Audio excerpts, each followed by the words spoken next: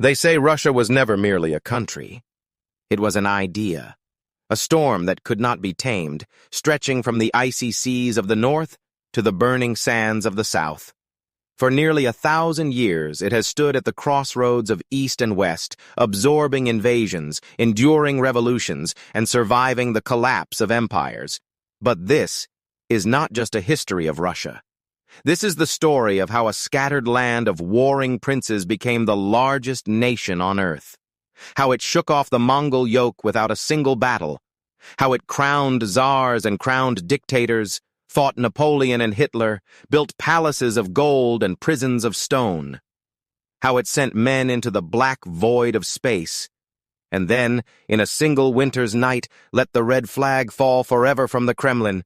You're about to walk through centuries where every decade could fill a book, where every ruler's choice shaped the fate of millions. And as we trace this arc, from Ivan the Great to Mikhail Gorbachev, you'll see the triumphs, the betrayals, and the moments where history held its breath. So, settle in. Let this story pull you through frozen battlefields, glittering courts, smoke-filled factories, and crowded city squares where whispers could decide a nation's destiny. If you love stories where power is won, lost, and fought for again, this one will keep you listening. And if you don't want to miss the rest of this journey through time, hit the like button and subscribe. Not for me, but so that history like this doesn't get buried and forgotten. Because the past has a way of returning. And in Russia, it always returns with fire. Ivan III and the Bloodless Liberation, 1462 to 1480. The year was 1462, and the Grand Duchy of Moscow was still a vassal in name to the Golden Horde, a fractured, aging empire of steppe khans that had once set Europe trembling. For 2 centuries, Russian princes had ridden to the Horde's camps bearing tribute, silver, furs, and submission. It was the tax of survival. In Moscow's Kremlin, gilded icons glowed by candlelight, yet every tolling of the church bells reminded its rulers that beyond the forests and rivers, a foreign power claimed the right to command them. Ivan III ascended the throne that year, inheriting not a nation, but a patchwork of lands bound together by fragile oaths and old fears. He was not the tallest of men, nor the loudest, but he possessed the rarest weapon of all in that era of swords and fire: patience. He understood that empires could be broken not only by steel, but by the slow erosion of loyalty and the quiet shifting of alliances. His first target was not the Horde, but Novgorod. That city was an anomaly in the Russian lands, wealthy, fiercely independent, and looking westward to the trade routes of the Hanseatic League. Novgorod's Veche, its proud assembly, believed it could play Moscow and Lithuania against each other. Ivan saw in it both a threat and an opportunity. In 1471, he marched against the city, his banners fluttering above ranks of armored cavalry. At the Shelin River, Moscow's disciplined troops crushed Novgorod's forces. The terms were harsh. Novgorod kept its walls, but surrendered its foreign policy to Moscow. 15 years later, when the city once again whispered of Lithuanian protection, Ivan struck the final blow. In 1478, the great bell of Novgorod, the bell that had summoned its people to debate for centuries, was torn from its tower and dragged to Moscow. It was not just metal that changed hands. It was the voice of a republic silenced forever. Novgorod's fall was more than a conquest. It was a statement. Moscow was no longer merely the Horde's obedient tax collector. It was the unifier of Russian lands.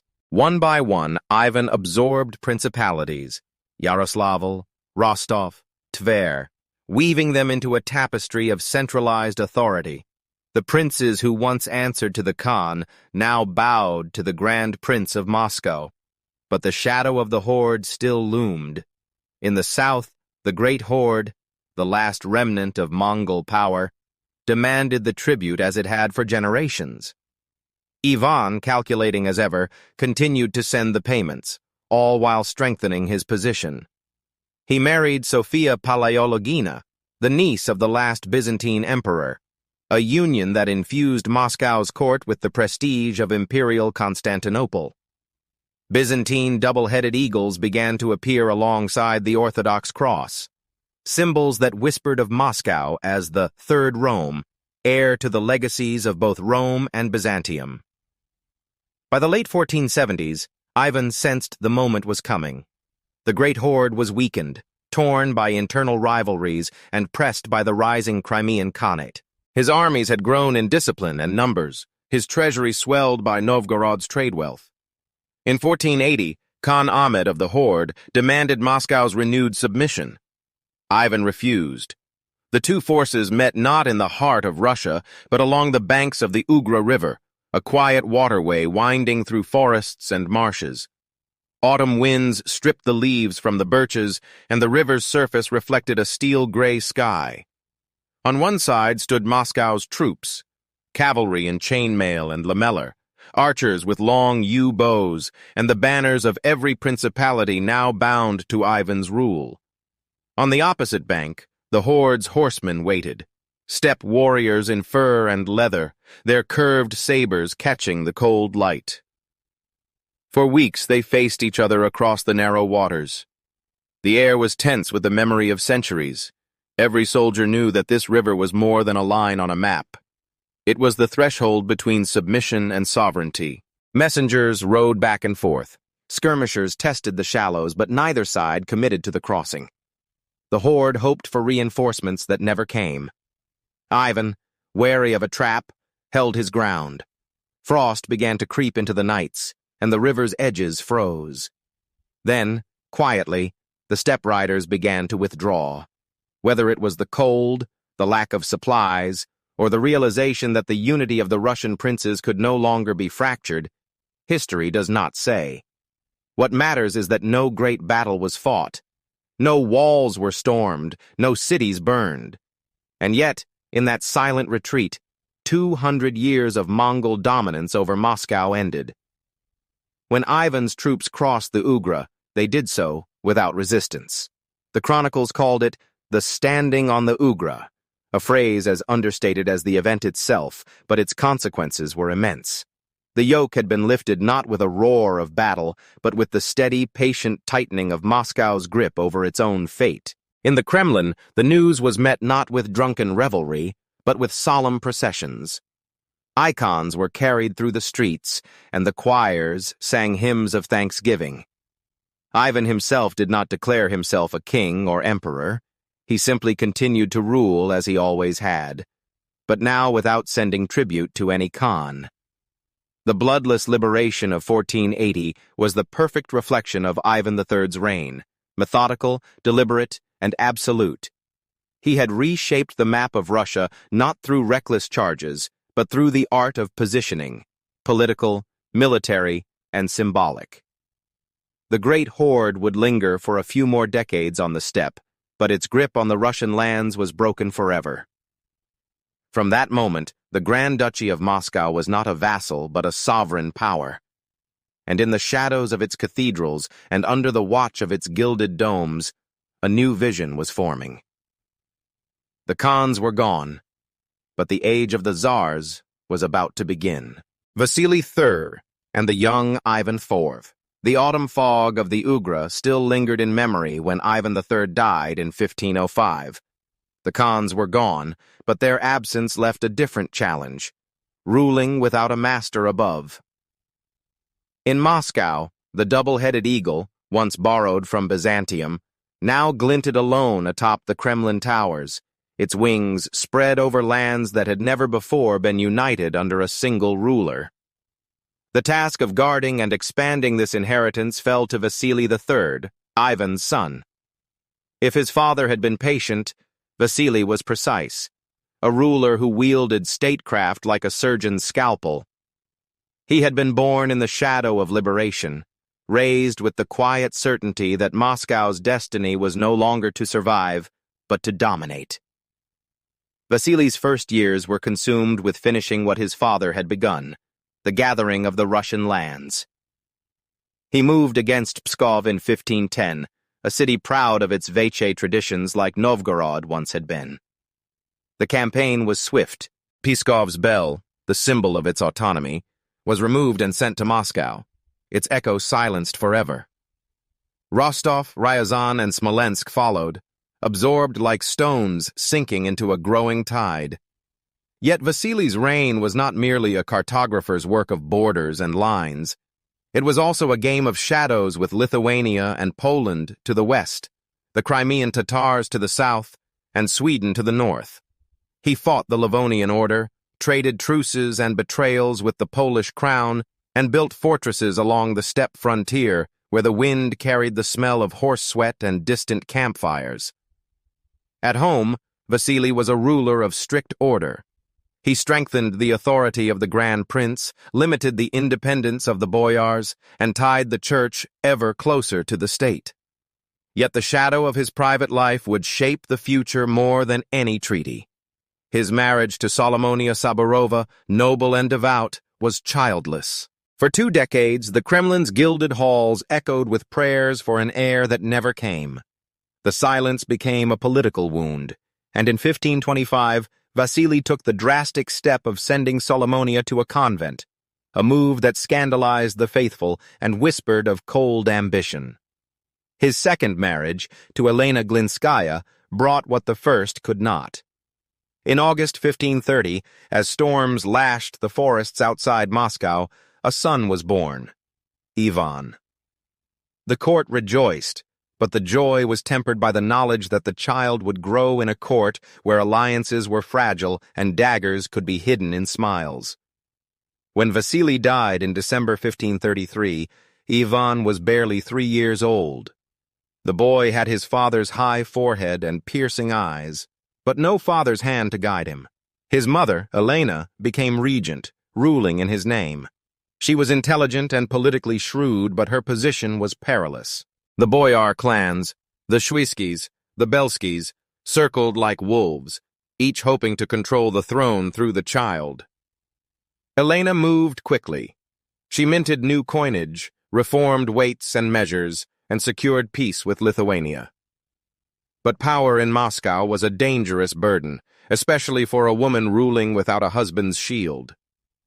In 1538, Elena died suddenly. The official chronicles were silent on the cause, but whispers of poison ran through the Kremlin corridors. Ivan, now an orphan at 8, was left to the mercy of the boyars. Mercy, however, was in short supply. The court became a theater of intrigue. Rival factions dragged the young prince from one chamber to another, using him as a living token in their struggles. In the great halls of the Kremlin, he sat on a throne too large for his frame, watching the most powerful men in the realm shout and conspire over his head. He learned early that no one was untouchable. Guards who smiled at him one day could be beaten in front of him the next. Servants who whispered bedtime prayers in his ear could vanish by morning. The boy who would one day be called the Terrible was first a boy who understood that the walls of the Kremlin did not keep danger out, they kept it in. But Ivan was not without resources. He had an extraordinary memory, absorbing scripture, chronicles, and military tales from the court's clerics. He studied the faces of the boyars, memorizing who flinched under accusation, who lied without blinking. Even at 10, he understood that knowledge was a sharper weapon than the swords that gleamed on the guards' belts. By his early teens, Ivan began to assert himself. He took part in hunts beyond the city walls, learning the weight of a bow in winter air and the discipline of the chase. In the cathedral, he stood beside the Metropolitan during great feasts, the candles casting his young face in gold and shadow. The people of Moscow began to see him not just as a child prince, but as a ruler in waiting. The boyars, sensing the change, tightened their control. But they had misjudged their ward. Ivan's years of silent observation had been his apprenticeship in power. He had watched men live and die by the favor of the throne, and he understood already that a ruler's first task was to decide who could be trusted and who could not. When he was 16, Ivan did something unprecedented. He crowned himself not Grand Prince, but Tsar of all Russia. It was more than a title.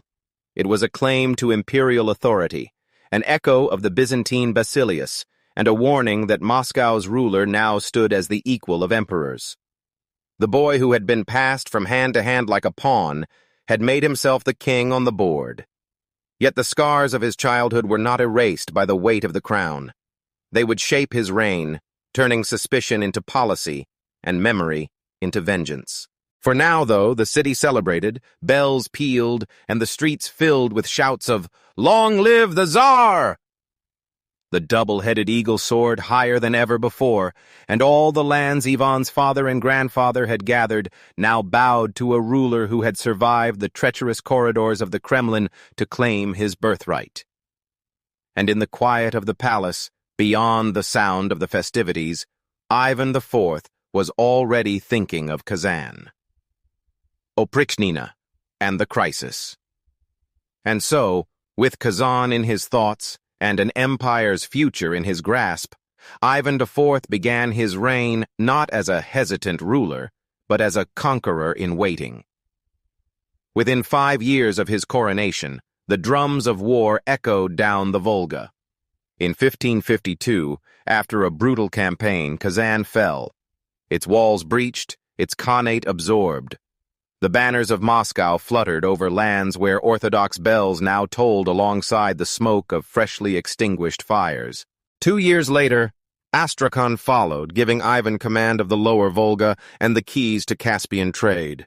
For a moment, the Tsar was celebrated as a hero, a second Alexander.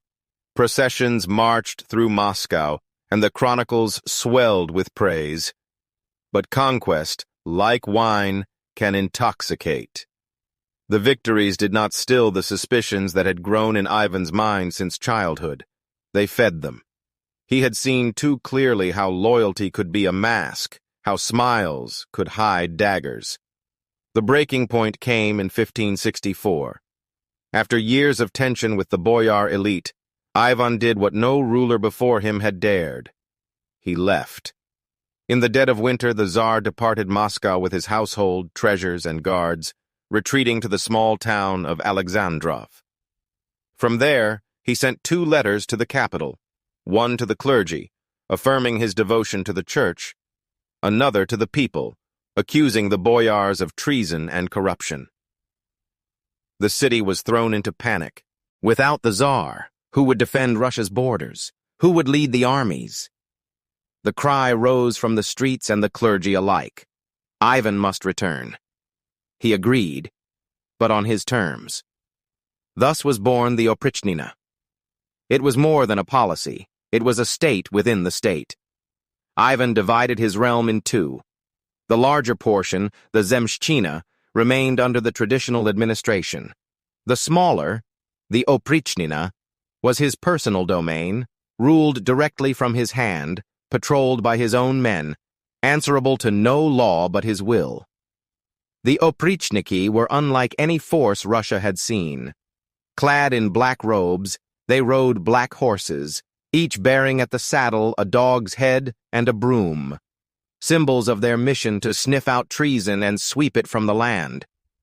They were executioners, spies, and enforcers all at once.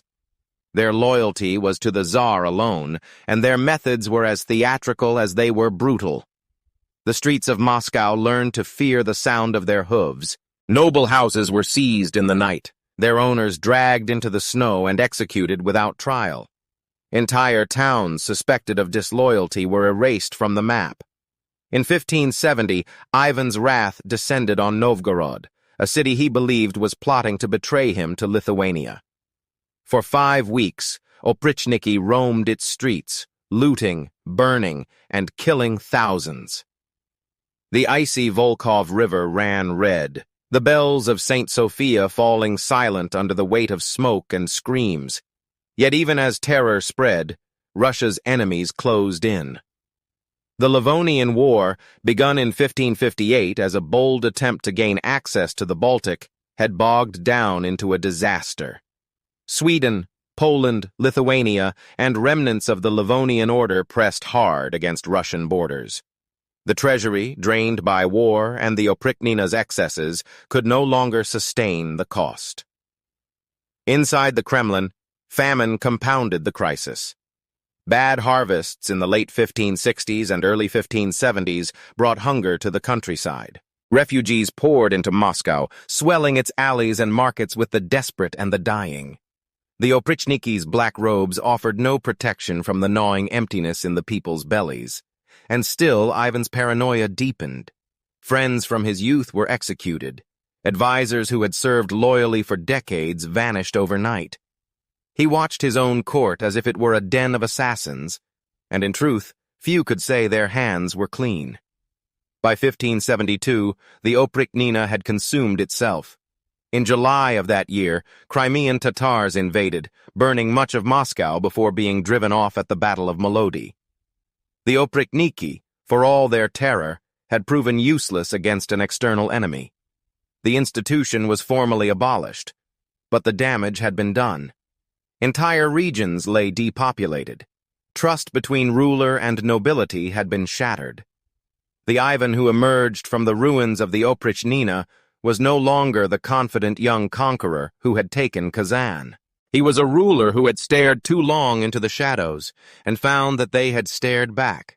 His eyes, once sharp with ambition, now seemed haunted by visions only he could see. In the chronicles, the Oprichnina is recorded as a time of cleansing, a purging of treachery. But in the quiet spaces between the lines, it reads as something else. A wound, self-inflicted, that bled Russia's strength at the very moment it was needed most. And so the first Tsar of all Russia sat upon his throne in the late 1570s, master of a larger realm than any ruler before him, yet surrounded by emptiness, empty treasuries, empty fields, empty trust. The eagle still flew above the Kremlin, but one of its heads now seemed to watch inward, as if guarding the ruler from his own court. The age of gathering the Russian lands had ended. Ahead lay an era of uncertainty, where the enemies outside Moscow's walls were matched only by the doubts within them. The time of troubles and the rise of the Romanovs. The echoes of the Oprichnina had not yet faded when Ivan IV's life reached its final erratic years. His mind, once a weapon of calculation, had become a crucible of suspicion and grief. The Livonian War ended in defeat. The Baltic remained closed to Russian ships. His heir, Tsarevich Ivan, was dead. Struck down in a fit of rage by his own father's hand during a quarrel in 1581. The blow was not only personal, but political. With the Tsarevich gone, the succession passed to Fyodor, a gentle and pious man unsuited to rule. When Ivan died in 1584, the bells tolled not only for the Tsar, but for the stability of his realm. Fyodor I wore the crown, but the true reins of power passed to his brother-in-law, Boris Godunov. Under Boris, Russia enjoyed a brief breath of order. He strengthened fortifications, encouraged trade, and sought alliances abroad. But the foundation beneath him was already cracked. In 1598, Fyodor died without an heir. The Rurikid dynasty, which had ruled since the age of Viking princes, came to an end. The boyars gathered to choose a new ruler, and for the first time in centuries, the throne was not passed by blood, but by election. Boris Godunov was crowned Tsar. His rise was a testament to political skill and an omen of instability. The omen soon bore fruit.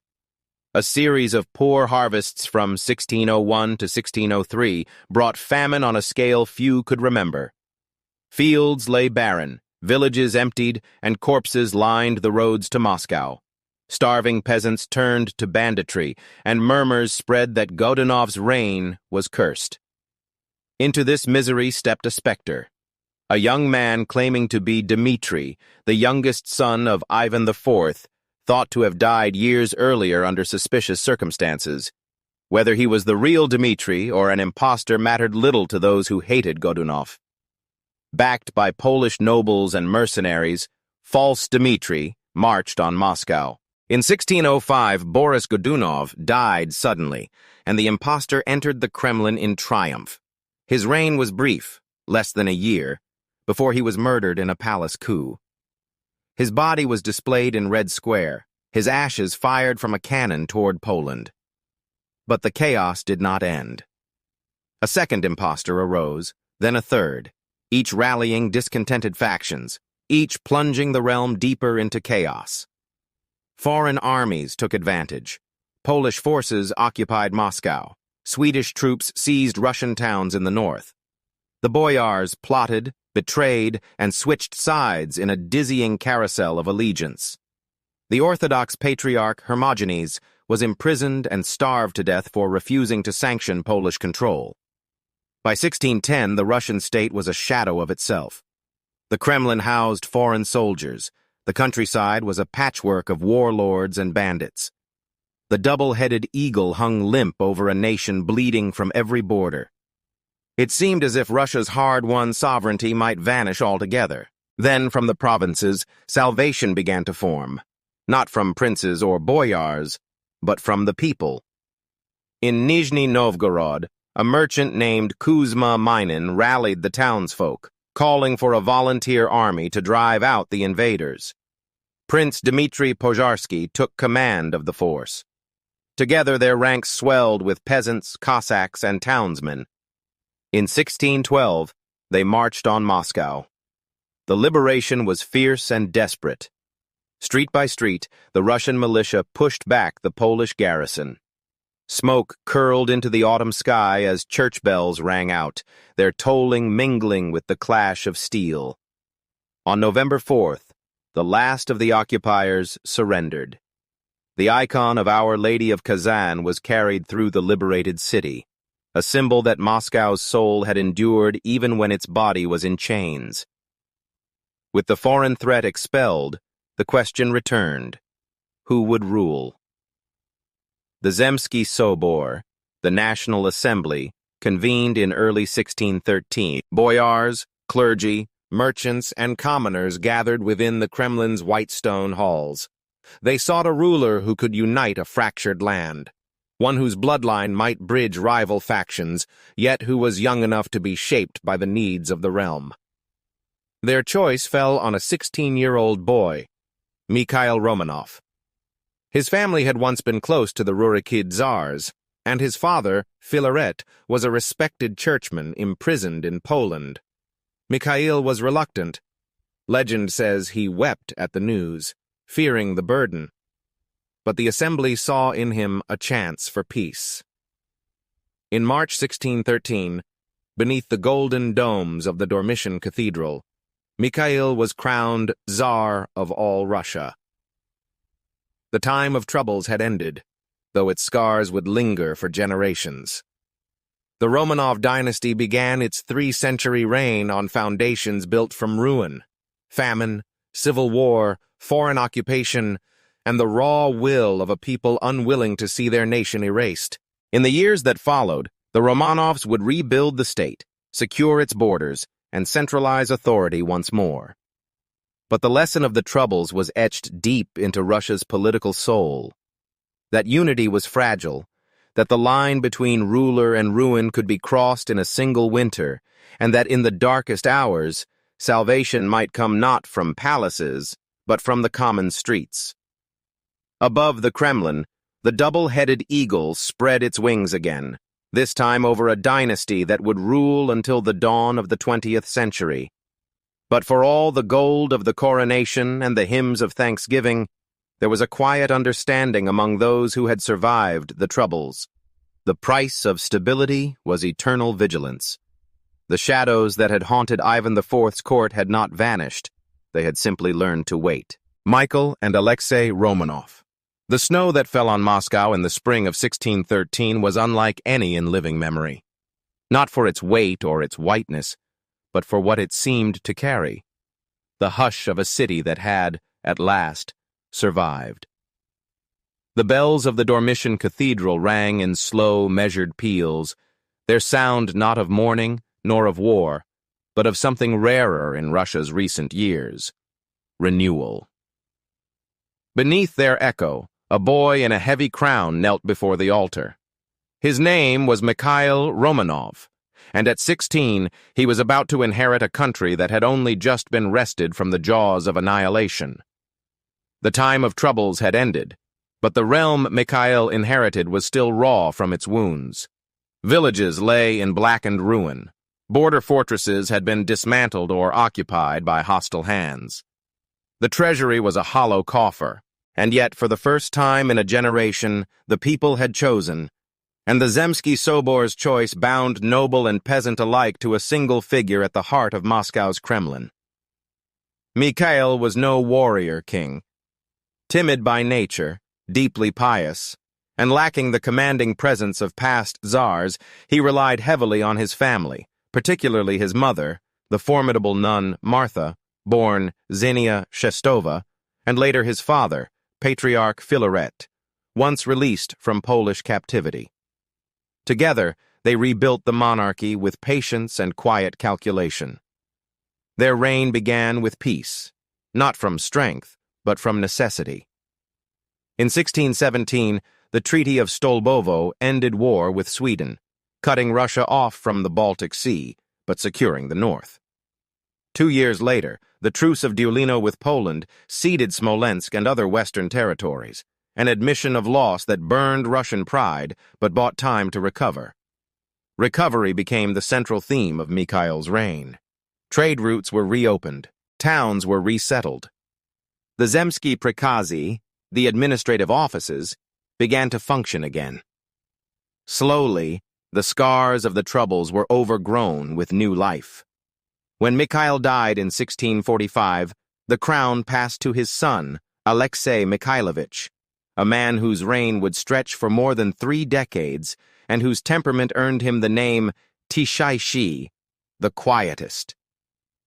Yet, Alexei's Russia was anything but quiet. Alexei was devout to the marrow, his days shaped by the liturgical calendar, his policies often guided by moral vision as much as political necessity. Under him, the Kremlin's white walls were crowned with golden roofs, and the Tsar's court swelled with ritual and splendor, a vision of Moscow as the Third Rome, heir to Byzantium. But Alexei's reign was also one of upheaval. In the mid-17th century, the Russian Orthodox Church faced a schism that would tear at its soul. Patriarch Nikon, a man of towering will and ambition, sought to reform church rituals to match Greek practice, correcting what he saw as errors in scripture and ceremony. Alexei supported him, at first. The changes, however, ignited fierce resistance among the faithful. The old believers saw the reforms as heresy, a betrayal of the true faith. Bonfires of icons and self-immolations marked their defiance, and the schism, once opened, would never fully heal. Beyond the church walls, Alexei expanded Russia's reach. The wars against Poland-Lithuania brought partial redemption for the losses of Mikhail's time. In 1654, Russian armies seized Smolensk and much of eastern Ukraine, welcomed by the Cossack hetman Bohdan Khmelnytsky as allies against the Polish crown. Yet this alliance drew Russia into a wider maelstrom, the Russo-Polish War and later conflict with Sweden, each victory tempered by the strain on the state's resources. At home, Alexei's reign saw codification of law in the Ulogeny of 1649, a massive legal code that formalized serfdom, binding peasants irrevocably to the land and their landlords. It was a bargain of stability for the ruling class at the expense of freedom for millions, a decision that would echo darkly through the centuries. And still, under Alexei, Moscow grew in stature and confidence. Foreign envoys marveled at the disciplined pageantry of the Tsar's court, the onion domes glittering like frozen suns in the winter light. New trade flourished with Persia, Central Asia, and even distant China. The borders crept outward, Siberian frontiers pushing to the Pacific shore. Yet behind the splendor, Alexei bore the weight of contradictions. A devout ruler presiding over brutal wars, a lawgiver whose codes shackled his people, a quiet czar whose reign was anything but calm. By the time of his death in 1676, Russia was larger, richer, and more centralized than it had been under his father. but also more rigid, more stratified, and more certain of its divine mission. The Romanov dynasty had survived its fragile beginnings. The double-headed eagle now stretched its wings over a realm that spanned from the Baltic's edge to the Sea of Okhotsk. But the seeds of future storms had already been sown in the fertile ground of Alexei's Russia, in the faith divided by Nikon's reforms, in the chains of serfdom now locked tight, and in the growing appetite for expansion that no treaty could sate. And in the shadows of the Kremlin, the next generation was already waiting, heirs who would inherit not only a crown, but the contradictions that came with it. Sophia and the years before Peter. The death of Alexei Mikhailovich in 1676 left behind more than a crown. It left a dynasty balanced on a knife's edge. His eldest surviving son, Fyodor III, inherited the throne. A young man of delicate frame and fragile health, yet possessed of a sharp intellect and a desire to modernize the realm his father had ruled with such ritual grandeur. Fyodor's reign was brief, but in its short span he began to strip away the encrusted privileges of the old boyar aristocracy. He reformed the archaic mestnichestvo system, the web of hereditary precedents that determined appointments to office, replacing it with merit-based promotion. It was a quiet revolution, one that loosened the grip of tradition and opened the door, however slightly, to a more efficient state. But Fyodor's body could not match his ambition. In 1682, after only 6 years on the throne, the young Tsar died without an heir. What followed was not orderly succession, but a maelstrom. Alexei's surviving sons were 2 boys, the sickly, nearly blind Ivan V, and the vigorous, intelligent Peter, still only 10 years old. According to custom, Peter should have ascended the throne, with his mother, Natalia Naryshkina, acting as regent. But the Kremlin was no stranger to intrigue, and another power stood waiting. Sophia Alexeyevna, the ambitious elder sister of both princes. Sophia was no passive court figure. Sharp-tongued, politically astute, and with an instinct for survival honed during the palace intrigues of her youth, she understood the levers of power. She also understood the mood of the Streltsy, the elite musketeer corps of Moscow, whose loyalty was as potent as their muskets. In the tense days after Fyodor's death, rumors spread through the Streltsy barracks that the Naryshkin family had murdered Ivan to clear the path for Peter. The Streltsy erupted in revolt. Moscow became a city of blood. In the heat of the uprising, Streltsy soldiers stormed the Kremlin, dragging boyars from their chambers and throwing them from the palace walls onto the pikes of the mob below. The air filled with the shouts of vengeance, the clang of iron, the crack of musket fire. In the chaos, Sophia emerged as the voice of order. Standing before the armed masses, she proclaimed Ivan alive, and then, with calculated brilliance, declared that Russia would have 2 czars, Ivan V and Peter Wars, ruling jointly, with herself as regent. From 1682, the Kremlin became Sophia's court. She surrounded herself with capable advisors, foremost among them the brilliant diplomat Prince Vasily Golitsyn. Under their guidance, foreign policy turned westward. Golitsyn negotiated the Treaty of Eternal Peace with Poland in 1686, securing left bank Ukraine for Russia and forging an alliance against the Ottoman Empire. Yet Sophia's regency was not without strain.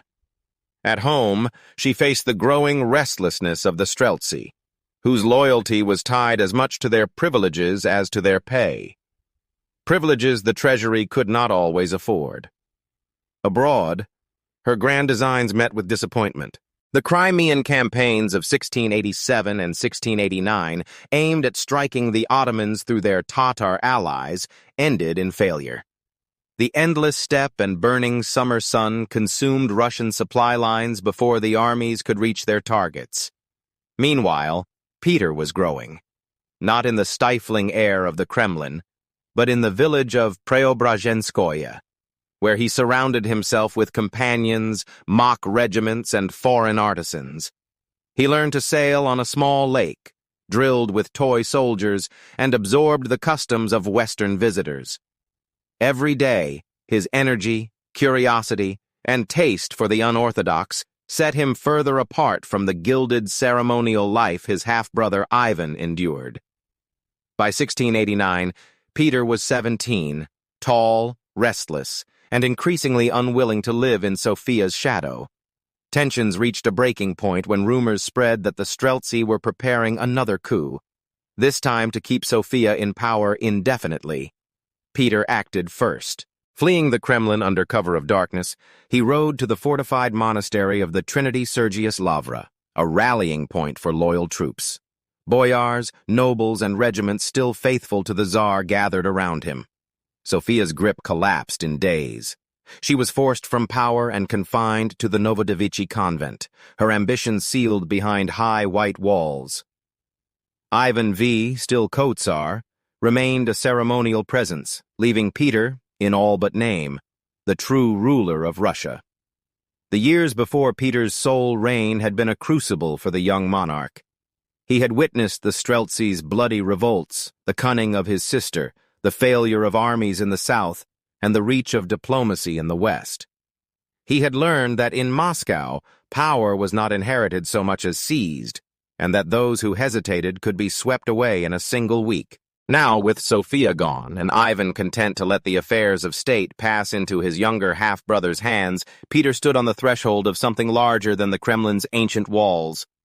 The boy who had played at war in the fields of Preobrazhenskoye was ready to turn the games into reality, and to reshape not only Russia's armies, but its very place in the world.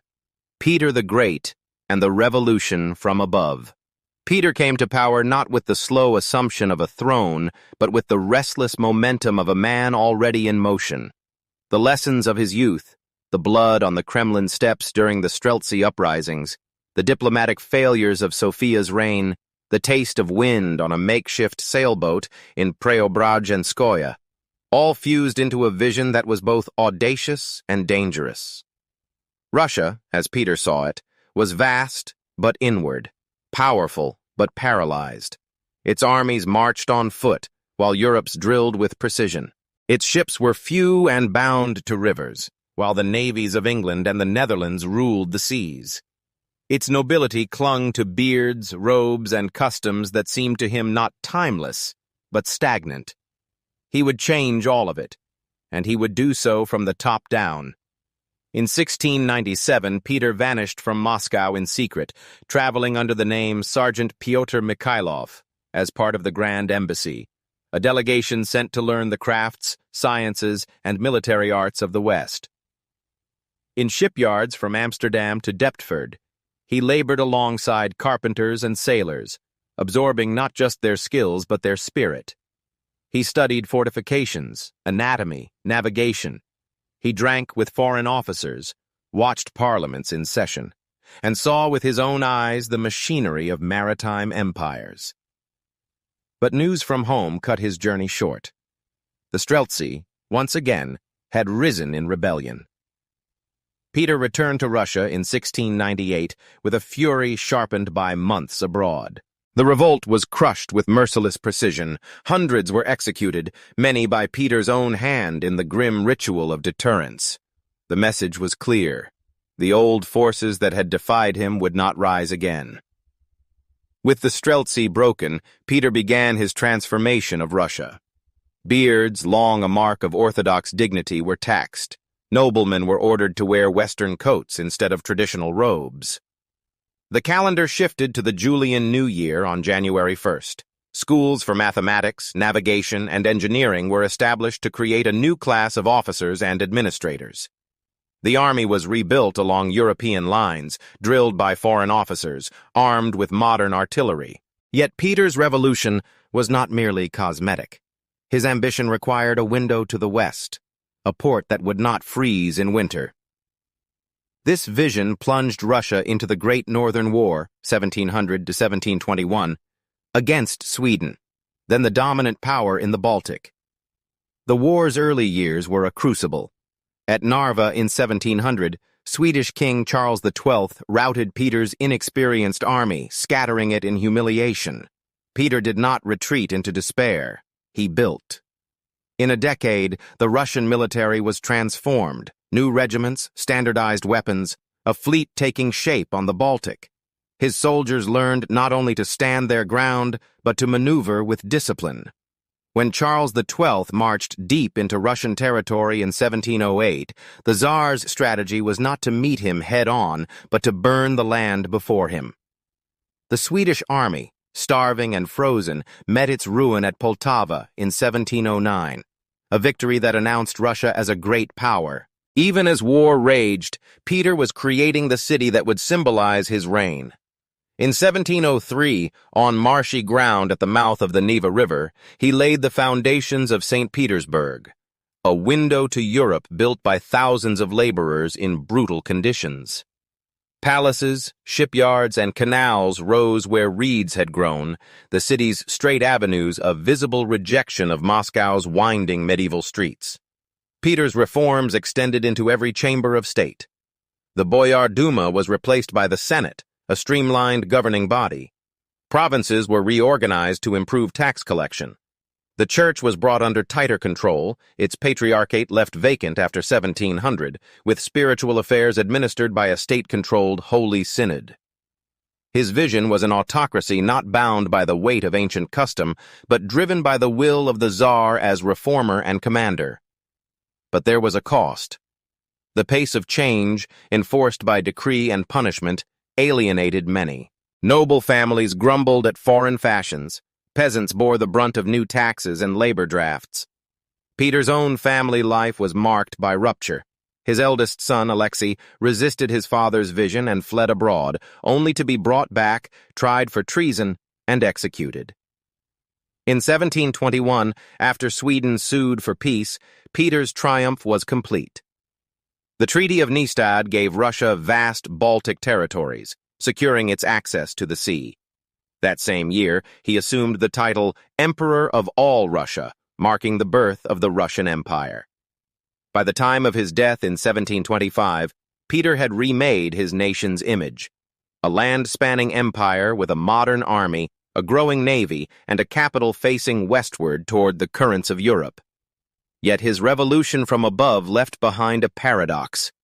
A modernized state ruled by the same unyielding autocracy, its reforms imposed not through consensus, but through the sheer force of one man's will. In the shadow of St. Petersburg's gleaming spires, Russia had stepped onto the European stage. But the question of whether the empire belonged fully to Europe or remained something altogether different would linger long after Peter's reign had ended. Succession crisis and Elizabeth. Peter the Great's death in 1725 left Russia with a reformed army, a gleaming new capital, and an empire whose reach stretched farther than ever before. But it also left a throne without a clear heir. In his final years, Peter had named no successor, and in an empire where the Tsar's will was law, such silence was as dangerous as any foreign invasion. Into that silence stepped Catherine I, Peter's second wife, a woman who had risen from obscurity, possibly even from the ranks of captured peasants, to share the imperial crown. Backed by the powerful guards regiments Peter had created, she ascended to the throne. Her reign, however, was brief and burdened by ill health. In 1727, she died, leaving the crown to the boy Peter II, grandson of Peter the Great, through his first marriage. Peter II was barely 12 when he became emperor, and his reign was less an assertion of power than a tug-of-war between rival factions of the nobility. The Menshikovs, the Dolgorukovs, the Golitsins, each sought to control the boy emperor, pulling him between Moscow's old boyar traditions and St. Petersburg's western-facing court. His brief reign ended suddenly in 1730, when smallpox claimed him before he could marry or produce an heir. The throne now passed to a woman far from the direct line of Peter the Great, Anna Ivanovna, Duchess of Courland and niece of Peter I.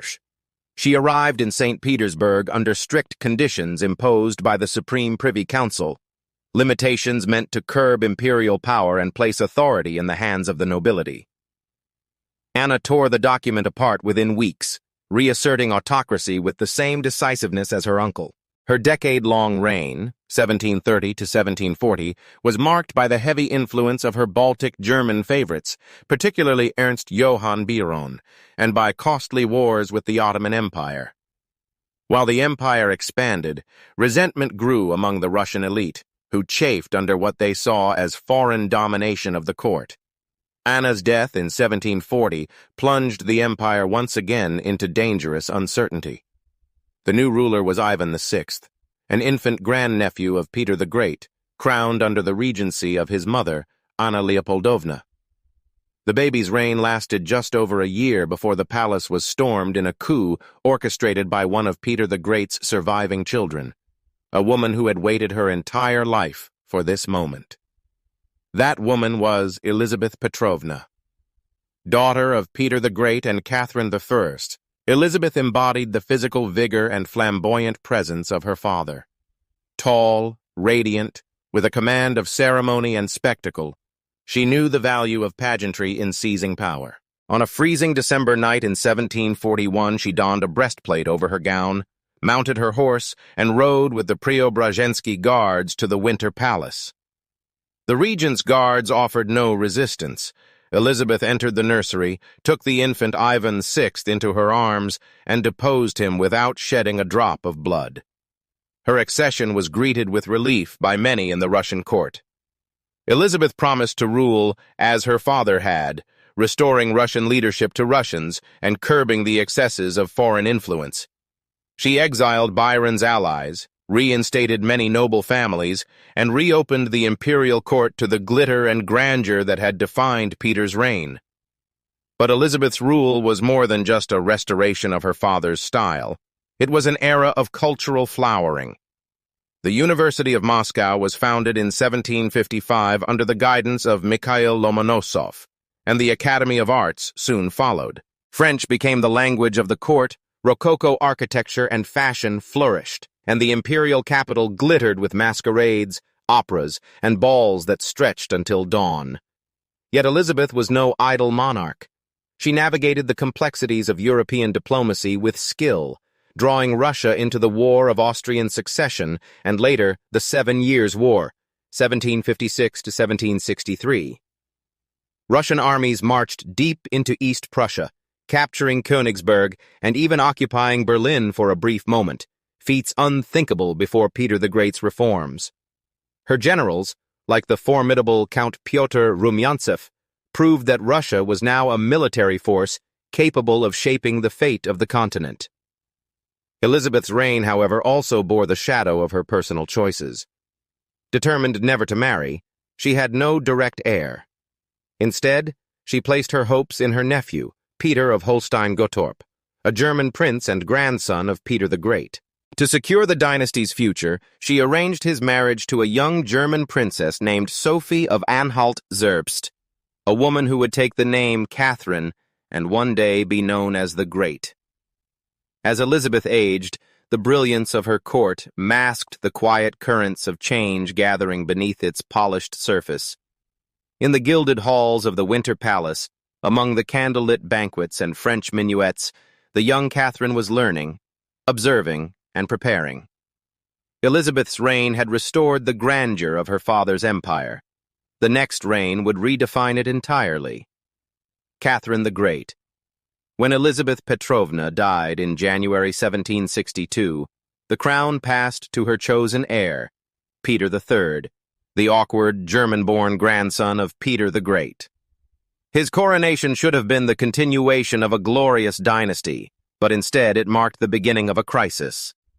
Peter III had lived most of his life in Holstein, far from the culture and customs of Russia. He admired Frederick the Great of Prussia, loathed many Russian traditions, and seemed indifferent to the Orthodox Church. Within months of taking the throne, he withdrew Russia from the 7 Years' War, reversing Elizabeth's victories and allying with Prussia, a move that enraged both the army and the court. His reforms, though progressive on paper, abolishing the secret police, granting religious tolerance, modernizing the military, were drowned in the rising tide of resentment at his foreign manner and open disdain for the nobility who surrounded him. And in the shadow of his missteps stood his wife, Catherine, born Sophie of Anhalt-Zerbst, who had arrived in Russia years earlier as a teenage bride. Where Peter was careless, Catherine was deliberate.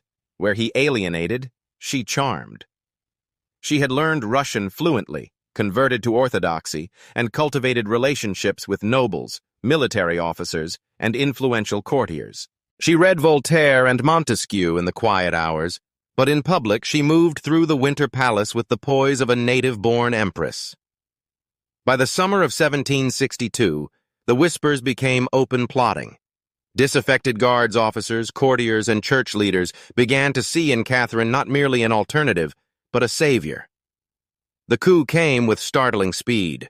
While Peter was away at his Oranienbaum palace, Catherine rode to St. Petersburg and stood before the Izmailovsky guards, dressed in the green uniform of their regiment, a sword at her side. She was proclaimed empress by the troops, then swept through the capital to the adulation of the people. Peter III surrendered without a fight. Within days, he was dead, officially of hemorrhoidal colic, but more likely strangled by conspirators. Catherine's reign began not in ceremony, but in the electric aftermath of a palace revolution. From the first days of her rule, Catherine set out to embody the image of an enlightened monarch. She corresponded with Voltaire, Diderot, and Grimm, presenting herself as a patroness of philosophy, the arts, and education. She commissioned the Nakaz, a sweeping legal instruction that called for equality before the law, the abolition of torture, and religious tolerance, though in practice, the serf-based structure of Russia remained intact. Her reign was a paradox, a champion of Enlightenment ideals who ruled with an iron autocratic grip. She expanded the empire's borders with a skill that rivaled her political finesse. The Russo-Turkish Wars of 1768 to 1774 and 1787 to 1792 secured Russia's presence on the Black Sea, culminating in the Treaty of Küçük-Kaynarca, which gave Russia the right to protect Orthodox Christians in the Ottoman Empire, a pretext for future expansion. To the west, Catherine participated in the partitions of Poland, 1772, 1793, 1795, erasing the Polish-Lithuanian Commonwealth from the map and bringing millions of new subjects into the empire. Her armies marched into Crimea in 1783, annexing the peninsula and extending Russian influence deep into the Caucasus. Under her rule, Russia became not only a European power, but a Mediterranean one. Yet Catherine's image as a reformer was tested at home. The Pugachev Rebellion, 1773 to 1775, a massive uprising of Cossacks, peasants, and serfs led by the impostor Yemelyan Pugachev, shook the empire to its core. Claiming to be the deceased Peter III, Pugachev promised land, freedom, and revenge against the nobility. His forces captured towns, besieged cities, and threatened to unravel Catherine's rule. The rebellion was crushed with brutal force, but it left Catherine wary of radical change. The dream of freeing the serfs, once a subject in her letters to Enlightenment thinkers, faded into silence. In the glittering halls of the Winter Palace, Catherine presided over a court of unrivaled splendor. The Hermitage Museum grew from her private collection into one of the greatest repositories of art in the world. She invited architects to reshape St. Petersburg in the neoclassical style, creating an imperial city that looked like a piece of Enlightenment Europe transplanted onto the banks of the Neva. But her court was also a theater of intrigue. Catherine's personal life, her succession of favorites and lovers, many of whom she elevated to positions of influence, became the subject of both scandal and legend. Yet none of it diminished her authority. She ruled for 34 years, longer than any woman in Russian history, and when she died in 1796, she left an empire larger, richer, and more connected to Europe than it had ever been. Catherine had taken the crown in a coup, navigated the currents of philosophy and realpolitik, expanded Russia's reach across continents, and transformed St. Petersburg into a jewel of imperial Europe. She had been, at once, the most European of Russian rulers and the most Russian of European monarchs, a sovereign who understood that power was not simply held, but performed, and whose stage was nothing less than the empire itself. Paul I and Alexander I.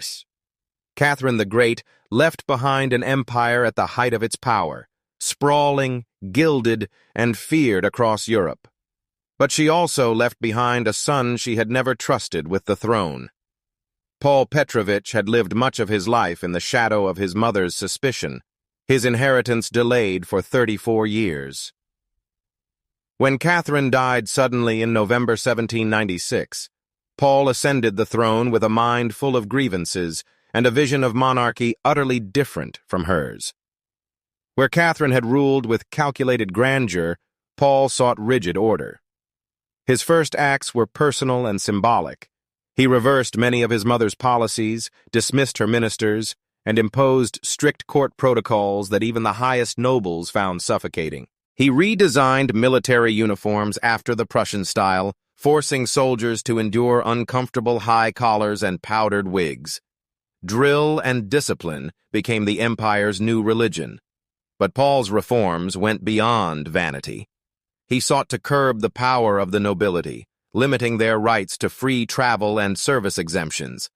His new law of succession ensured that the throne would pass strictly from father to son, eliminating the uncertainty and palace coups that had plagued Russia for a century. Yet his temperament, erratic and suspicious, eroded the loyalty of the court and the army. In foreign affairs, Paul's unpredictability was even more pronounced. He entered the coalition against revolutionary France, sending Russian troops under the brilliant General Suvorov to fight in Italy and Switzerland. The campaigns brought glory, but Paul's sudden quarrel with his allies led him to withdraw his forces. In a startling reversal, he began leaning toward an alliance with Napoleon, even dreaming of a joint invasion of British India. By 1801, discontent had hardened into conspiracy. On the night of March 23rd, a group of officers entered Paul's bedroom in the newly built Mikhailovsky Castle. What began as an attempt to force his abdication ended in violence. The emperor was struck down, strangled with a scarf.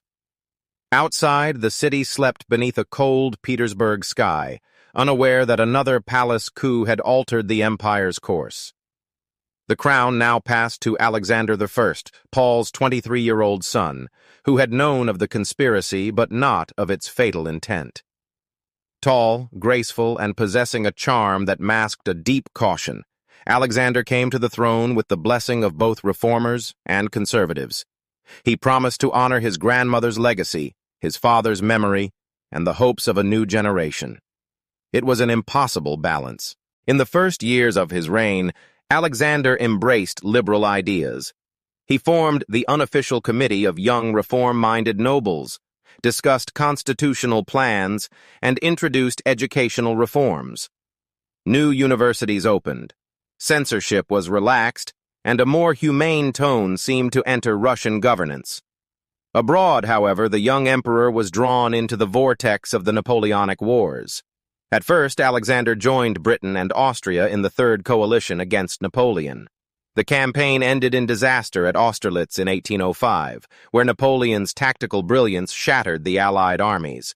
The defeat forced Alexander into uneasy diplomacy, culminating in the Treaty of Tilsit, 1807, where the two emperors met on a raft in the Niemen River. For a brief moment, they spoke as equals, dividing spheres of influence and sealing an alliance. But the pact was fragile. Napoleon's continental system, aimed at crippling Britain through economic blockade, strangled Russian trade instead. Relations soured, and by 1812, the alliance had collapsed into open hostility. That summer, Napoleon led the Grande Armée, over 600,000 men, across the Niemen into Russia. Alexander refused to give battle at the border. The Russian armies, commanded by Generals Barclay de Tolly and Kutuzov, fell back deeper into the heart of the empire, trading land for time. Villages burned, supplies vanished, and the French army pressed forward under a relentless summer sun. The two forces finally clashed at Borodino in September, a battle of unimaginable carnage. Neither side claimed a decisive victory, but the Russian withdrawal left Moscow open. Napoleon entered the ancient capital expecting surrender. Instead, he found the city in flames, abandoned by most of its inhabitants. Weeks passed, supplies dwindled, and the Russian winter began to close in. When Napoleon finally ordered the retreat, it became a catastrophe. Harried by Russian cavalry, starved, frozen, the Grande Armée staggered back across the Niemen with barely a fraction of its strength. By 1814, Alexander rode into Paris at the head of the Allied armies, hailed across Europe as the liberator who had broken Napoleon's power. Yet the victory did not bring him peace. In the Congress of Vienna, he emerged as a champion of the Holy Alliance, seeking to preserve monarchies and Christian order in a continent restless with revolution. In his later years, Alexander grew increasingly withdrawn, troubled by spiritual questions and disillusioned with politics. He died unexpectedly in Taganrog in 1825, far from the capital, under circumstances that sparked rumors he had faked his death to live in obscurity as a wandering holy man. Paul's reign had been brief and turbulent. Alexander's, long and transformative. Together, they spanned the violent hinge between the Enlightenment and the age of Napoleon, a time when Russia's fate was decided not only in gilded chambers of the Winter Palace, but on the battlefields of Europe and in the burning streets of Moscow. Nicholas I. When Alexander I died in the distant port city of Taganrog in December 1825, the winter winds carried more than news of an emperor's passing. They carried uncertainty. The succession, for a brief and dangerous moment, lay in confusion. Alexander had left no sons, and the next in line was his younger brother Constantine Pavlovich, commander of Poland's army. Yet Constantine had privately renounced his claim years earlier, preferring military command in Warsaw to the gilded cage of the Winter Palace. That renunciation, known to the imperial family but hidden from much of the court, created a vacuum.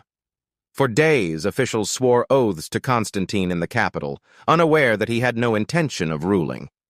In Warsaw, Constantine urged the crown upon his younger brother, Nicholas Pavlovich, a tall, imposing figure of 30. It was in this uncertain interlude that the empire's fault lines cracked open. On December 14, 1825, as Nicholas prepared to take the oath as emperor, a group of reform-minded army officers gathered their regiments in Senate Square. They were the Decembrists, veterans of the Napoleonic Wars who had marched across liberated Europe and returned with visions of constitutional monarchy and an end to serfdom. They refused to swear allegiance to Nicholas, demanding a constitution instead. The standoff under a pale, frozen sun was brief and bloody. Cannon fire echoed through St. Petersburg as Nicholas's loyal troops swept the rebels from the square. Snow turned crimson. The uprising was crushed before it could ignite into revolution, but the memory of that day would haunt Nicholas's reign. He would forever see himself as the man who saved Russia from chaos, and vowed never to let the empire's order be threatened again. From the moment he took the throne, Nicholas I defined himself as the guardian of orthodoxy, autocracy, and nationality. This triad became the empire's official ideology, taught in schools, preached in churches, and enforced by the expanding Third Section, Russia's secret police. Censorship tightened, universities came under surveillance, and any whisper of dissent was treated as a threat to the state. Nicholas's Russia was a vast military machine. He imposed iron discipline not only on his armies but on the machinery of government itself. His own life was a model of punctuality and duty. He rose before dawn, inspected troops in person, signed mountains of paperwork, and expected the same devotion from every official. To many, he seemed less a sovereign than a general in perpetual campaign. Yet beneath the surface of stability, unrest simmered. The condition of the serfs, legally bound to their landlords, often living in grinding poverty, was worsening as Russia's economy struggled to modernize. While other European powers industrialized, Russia's agricultural backbone groaned under the weight of its feudal system. Nicholas recognized the problem but feared that reform would weaken the autocracy he had sworn to defend. Abroad, his reign was a constant test of will. Nicholas styled himself as the gendarme of Europe, intervening to crush revolutions from Poland to Hungary. The November uprising in Poland, 1830 to 1831, was met with overwhelming Russian force, ending with Warsaw under martial law and the Polish constitution abolished. In the Balkans, Nicholas sought to extend Russian influence under the banner of protecting Orthodox Christians in the decaying Ottoman Empire.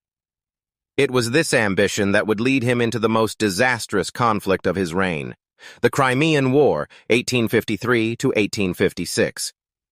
Convinced that the sick man of Europe could no longer hold its territories, Nicholas moved to assert Russia's dominance over Ottoman lands. What he miscalculated was the reaction of Britain and France, who saw Russia's expansion as a threat to the European balance of power. The war that followed was unlike the grand continental campaigns of the Napoleonic era. It was fought in the trenches before Sevastopol, on the frozen heights of the Crimean Peninsula, under the roar of naval guns. Disease, poor supply lines, and outdated tactics ravaged the Russian forces. The world watched as Britain's thin red line stood at Balaclava, as Florence Nightingale tended the wounded, and as the myth of Russian military invincibility began to crack. By the time Sevastopol fell in 1855, Nicholas was already dead, claimed by pneumonia in March of that year, before he could see the war's humiliating end. Some said he had willed himself to die rather than sign a peace he considered dishonorable. Nicholas I left behind a Russia that was vast, disciplined, and feared, but also brittle. His reign had preserved the empire's order at the cost of suppressing its capacity to change. The same iron hand that had crushed the Decembrists had also held back the reforms that might have strengthened the state. His son, Alexander II, would inherit not only the throne, but a country standing at the threshold of transformation and crisis. Alexander II, when Nicholas I died in the winter of 1855, the weight of the empire fell onto the shoulders of his son, Alexander Nikolaevich, a man of 36 who had been raised in the iron mold of military discipline but tempered by a broader, more liberal education. He inherited not only the crown, but a war already half lost. The Crimean War, with its grim sieges and humiliating defeats, had exposed the rot beneath Russia's imperial facade. The army was brave, but poorly supplied. The bureaucracy was rigid, but inefficient. And the social order, still anchored to serfdom, was crumbling under the pressures of the modern age. From his first days as emperor, Alexander II understood that his father's path of unbending autocracy could not continue unchanged. Standing before the nobility in 1856, he spoke words that no Russian czar had dared utter so plainly. It is better to abolish serfdom from above than to wait until it begins to abolish itself from below. It would take 5 more years of negotiation, resistance, and careful maneuvering, but in 1861, the Emancipation Manifesto was proclaimed. Over 23 million serfs were granted personal freedom and the right to own property, marry without consent, and conduct business. It was the largest single act of liberation in Europe since the French Revolution. But the reform was far from perfect.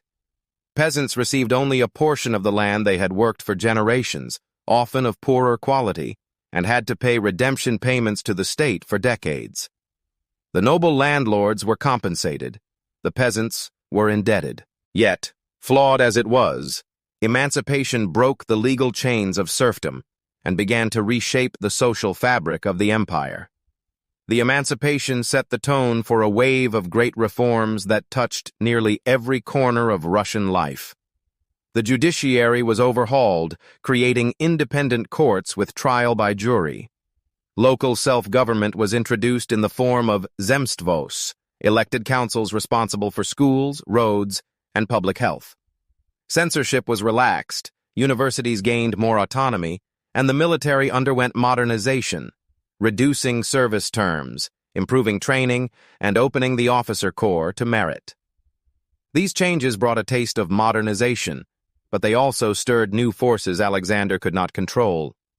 Education and freer expression fostered a generation of radicals who saw the Tsar's reforms as only the beginning. In the countryside, peasants grew impatient for more land.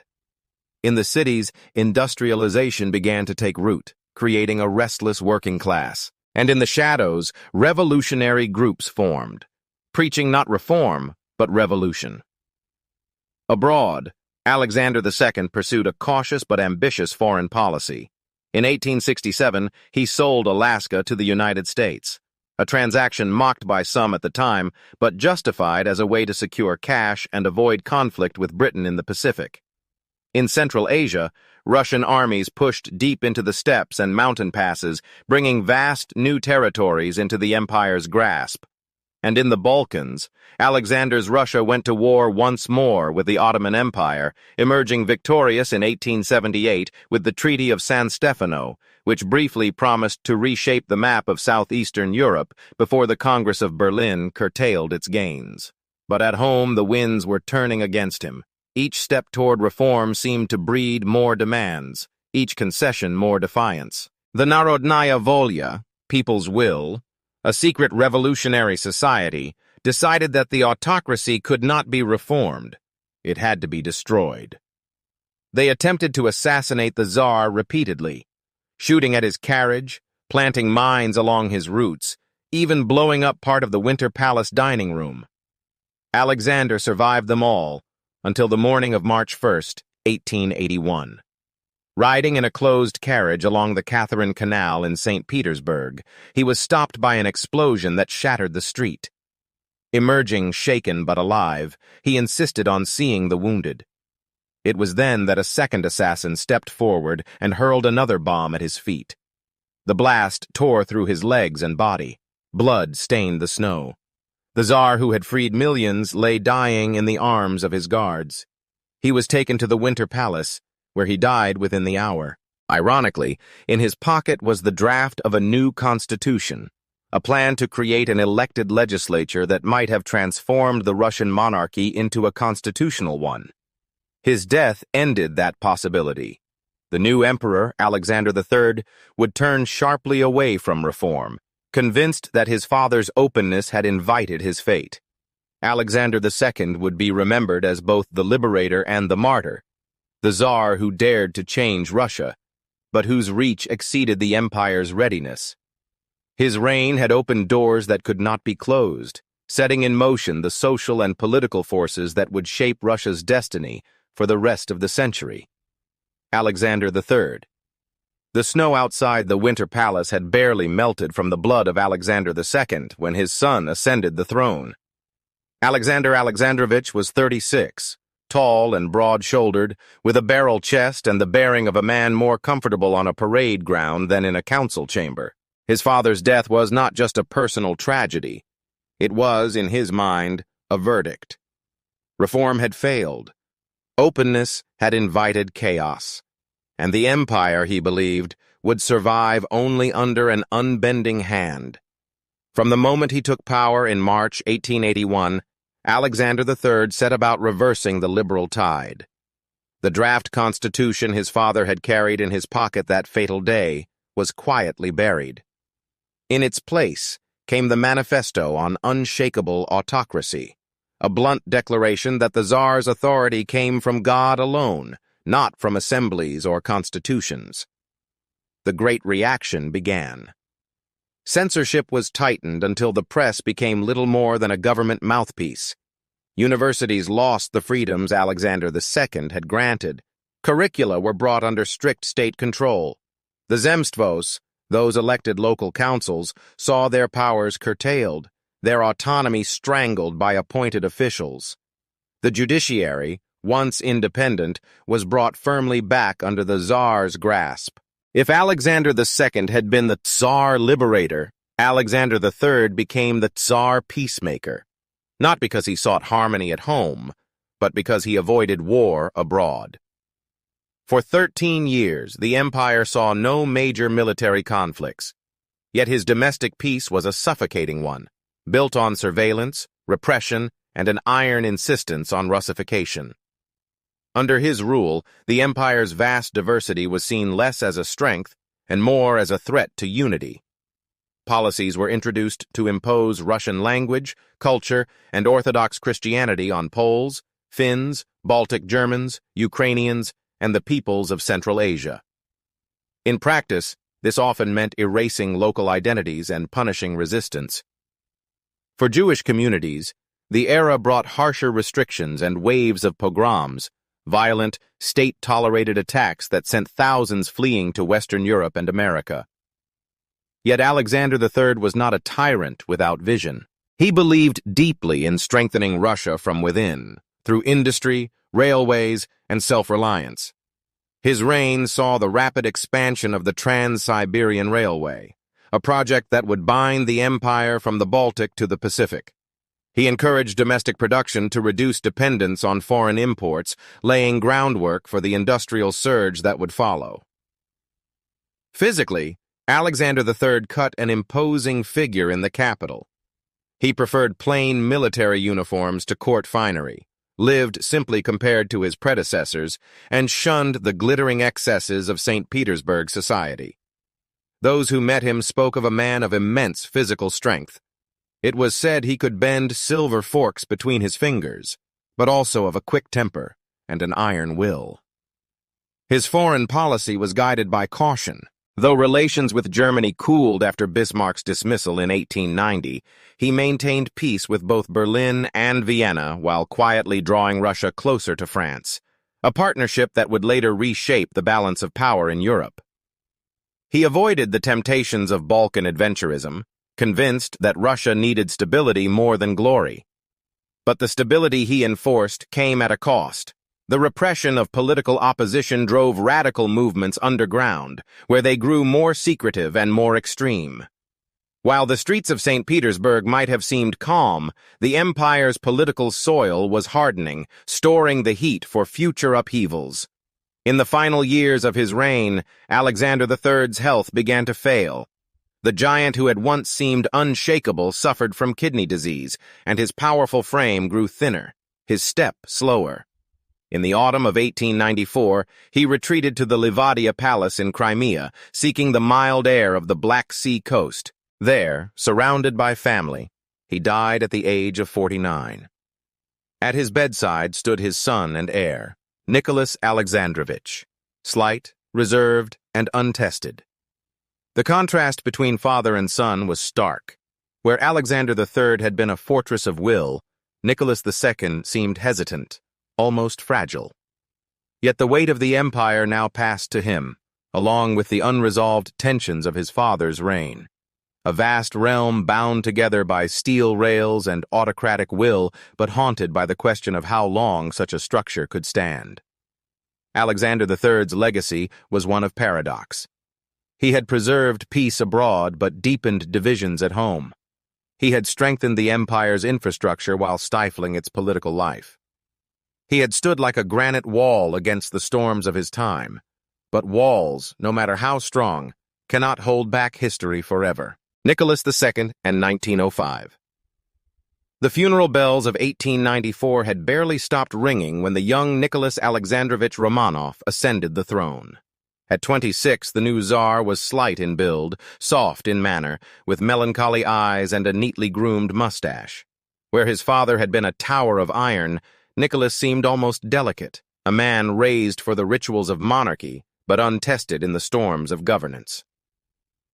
On the day of his coronation in 1896, in a field outside Moscow, the celebrations turned to tragedy. A crowd gathered on the Kodinka field, peasants, workers, and townsfolk, drawn by the promise of food, drink, and gifts. But poor planning and an uneven terrain turned festivity into panic. As rumors spread that supplies were running out, the crowd surged forward. Wooden stands collapsed, people stumbled into ditches, and in the crush that followed, over 1,000 were trampled to death. Nicholas, advised by courtiers, attended a gala ball that same evening, a decision that would shadow his reign. To many, it was the first sign that their new czar did not understand, or could not face, the suffering of his people.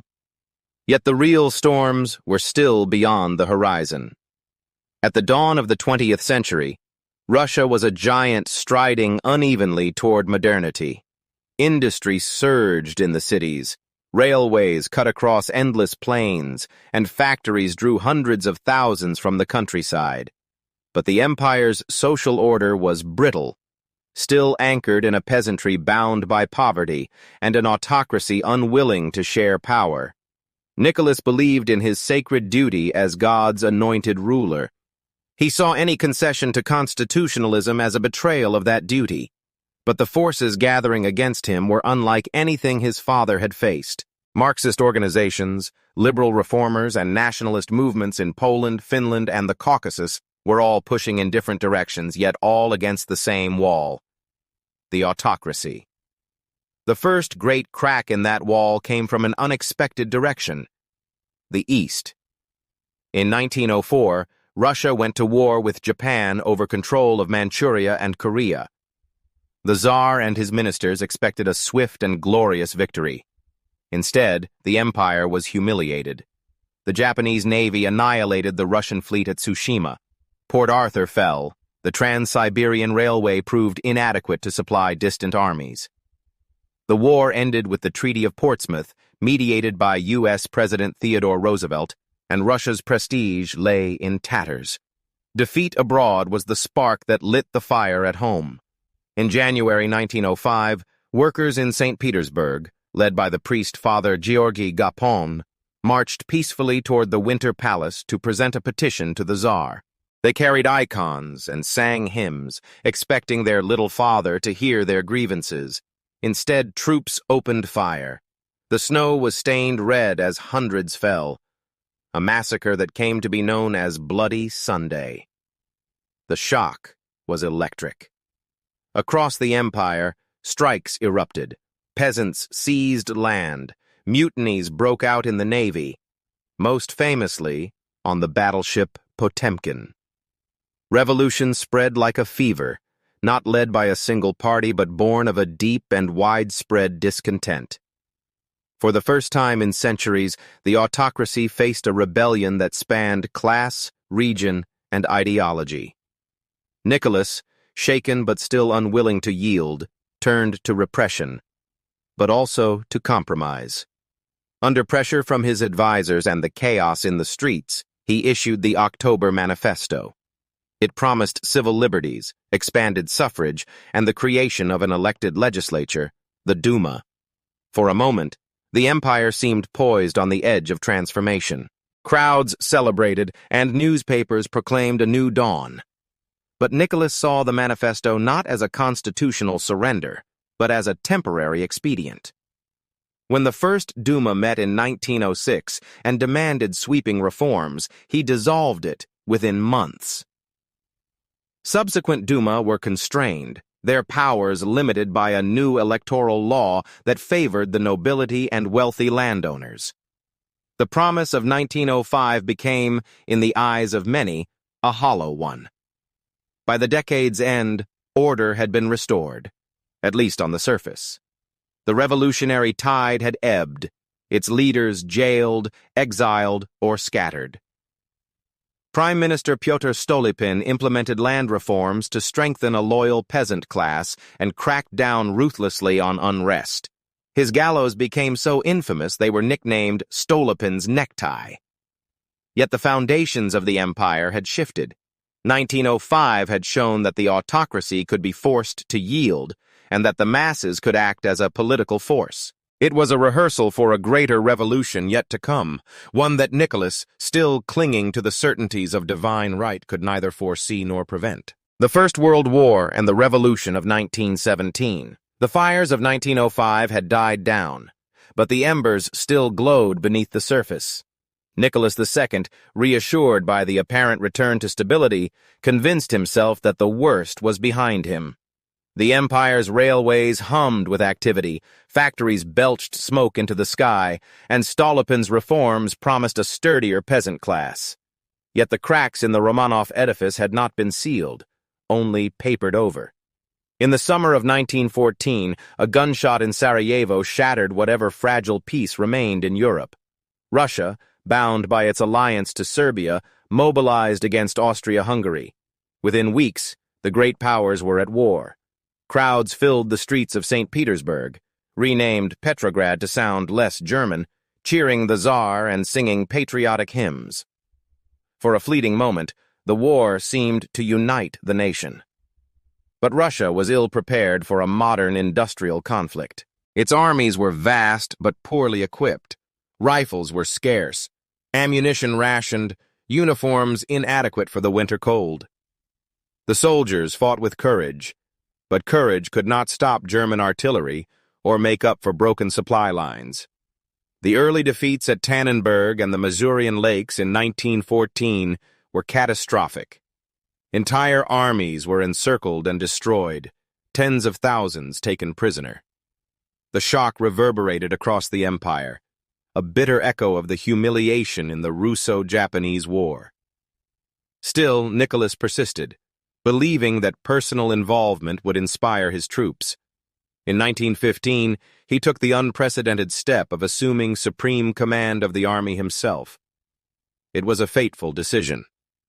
While the Tsar rode the front lines, the government in Petrograd was left in the hands of the Empress, Alexandra Feodorovna, and her most controversial confidant, the mystic healer Grigory Rasputin. Alexandra, German-born, faced suspicion and xenophobia. Rasputin, with his peasant manners and rumors of debauchery, became a lightning rod for public anger. Ministers came and went in rapid succession, dismissed or appointed at the whim of the Empress's inner circle. At the front, the toll mounted. Millions of Russian soldiers were killed, wounded, or captured. Villages were emptied of men, the economy strained to breaking point. Food shortages grew severe, especially in the cities, where queues for bread stretched for hours. The winter of 1916-17 was particularly harsh, and Petrograd's streets seethed with discontent. By early 1917, the empire was a pressure boiler with its safety valve sealed shut.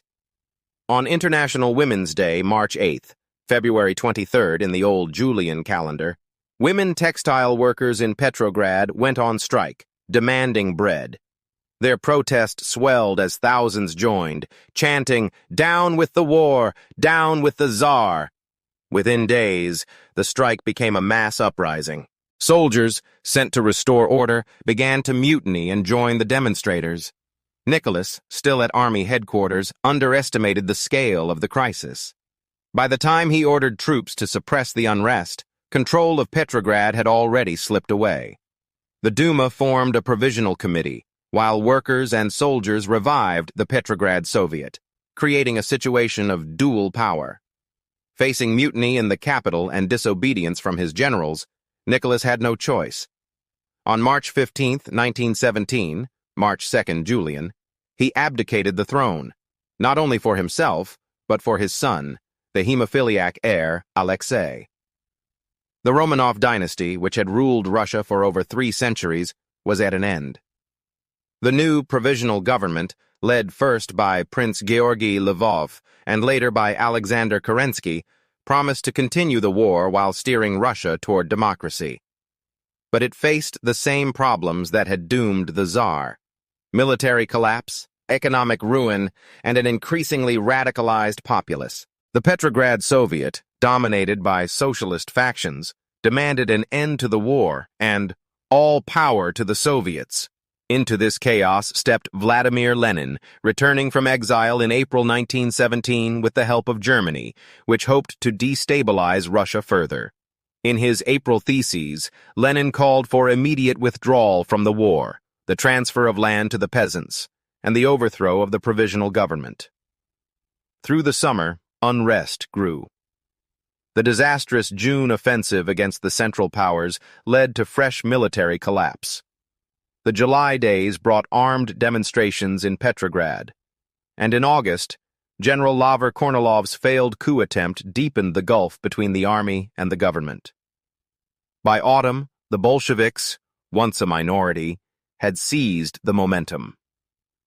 On the night of October 25th, 26th, 1917, November 7th, 8th Gregorian, Bolshevik Red Guards stormed the Winter Palace, arresting members of the provisional government. Almost without bloodshed, the revolution had transferred power to the Soviets. Lenin emerged as head of the new Council of People's Commissars, declaring that Russia would immediately seek peace with Germany and begin building a socialist state. The First World War had begun with cheering crowds and patriotic songs. It ended for Russia in revolution, abdication, and civil war. Nicholas II, now a prisoner with his family, would vanish from the stage of history, not yet dead, but with his fate already sealed. The Civil War and the birth of the Soviet Union. The October Revolution had been swift, almost anticlimactic. A palace seized in a single night, ministers arrested without a pitched battle.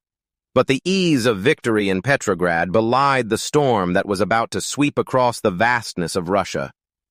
The Bolsheviks held the capital, yet beyond its frozen streets lay an empire in fragments, its loyalty uncertain, its future contested. The first order of business for Vladimir Lenin's new government was to fulfill the promises that had brought it to power: peace, land, and bread. In December 1917, armistice talks began with Germany. The Treaty of Brest-Litovsk, signed in March 1918, was a staggering concession. Russia surrendered huge swaths of territory, including Ukraine, Poland, Finland, and the Baltic states. To Lenin, it was a necessary sacrifice to secure the revolution's survival. To his enemies, it was treason. Almost immediately, resistance coalesced. Former imperial officers, monarchists, liberals, and moderate socialists joined forces as the White Movement, determined to crush Bolshevism. They found allies in foreign powers, Britain, France, Japan, and the United States, who feared the spread of revolution and sent troops, arms, and supplies to support the Whites. Opposing them were the Reds, the Bolsheviks and their supporters, organized into the newly formed Red Army under the brilliant and ruthless leadership of Leon Trotsky. From an armored train that roared along the front lines, Trotsky whipped the army into shape, enforcing discipline with merciless resolve. The Russian Civil War was not a single conflict, but a constellation of wars, fought across thousands of miles and multiple fronts from 1918 to 1921. In the south, General Anton Denikin and later Pyotr Wrangel led white armies toward Moscow. In Siberia, Admiral Alexander Kolchak proclaimed himself supreme ruler of Russia. In the northwest, Nikolai Yudenich threatened Petrograd. At the same time, nationalist movements sought independence. Ukrainians, Finns, Georgians, and others all seized the moment to try to break free from Moscow's grip. And in the middle of it all were the civilians. Peasants caught between red requisition squads and white cavalry raids, towns bombarded, famine spreading like a shadow. The brutality was indiscriminate.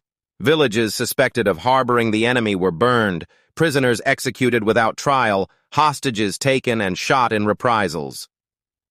In July 1918, in the Ural city of Yekaterinburg, the last act of the Romanovs was played out in the shadows of a basement room. Nicholas II, Alexandra, their 5 children, and loyal attendants were awakened in the night, told they were being moved for their safety. Instead, they were met by a firing squad. The gunshots and bayonets left no survivors. The Bolsheviks announced the execution days later, framing it as a necessary measure to prevent the monarchy's return. The war raged on. The Bolsheviks, despite their enemies' foreign backing, had key advantages: control of the central industrial heartlands, the ability to move troops quickly along the rail network, and a unified, if authoritarian, command. The Whites, by contrast, were scattered, ideologically divided, and often alienated local populations with their restorationist agendas. By 1920, the Red Army had broken the major White offensives. Wrangel's forces evacuated from Crimea. Kolchak had been captured and executed. Yudenich retreated into exile. Foreign troops withdrew, their missions a costly failure. Yet victory did not bring peace. In 1921, famine gripped the Volga region, claiming millions of lives. Peasant uprisings flared, most famously in the Tambov Rebellion, and even sailors who had once been the revolution's vanguard rose against Bolshevik rule in the Kronstadt Rebellion. The Bolsheviks crushed them all, determined to maintain the dictatorship of the proletariat, in reality, the dictatorship of the party. Recognizing the need to stabilize the country, Lenin introduced the new economic policy, NEP, allowing a partial return to private trade and small-scale capitalism. The policy calmed unrest and began a slow economic recovery. On December 30th, 1922, the revolution that had begun in the streets of Petrograd culminated in the formal creation of a new state, the Union of Soviet Socialist Republics. Russia, Ukraine, Belarus, and the Transcaucasian Federation, later split into Armenia, Azerbaijan, and Georgia, bound themselves together under a single federal government with Moscow as its capital. The hammer and sickle became its emblem, the red flag, its standard. The old empire of the Romanovs was gone, its palaces silent, its crown jewels locked away. In its place stood a new political entity unlike any the world had seen before, one that claimed to represent the workers and peasants, yet was already shaping into a centralized, one-party state. The cost had been staggering. Millions dead from war, famine, and disease, an entire generation scarred by violence, and a nation whose future would now be written not in the gilded halls of monarchs, but in the granite walls of the Kremlin.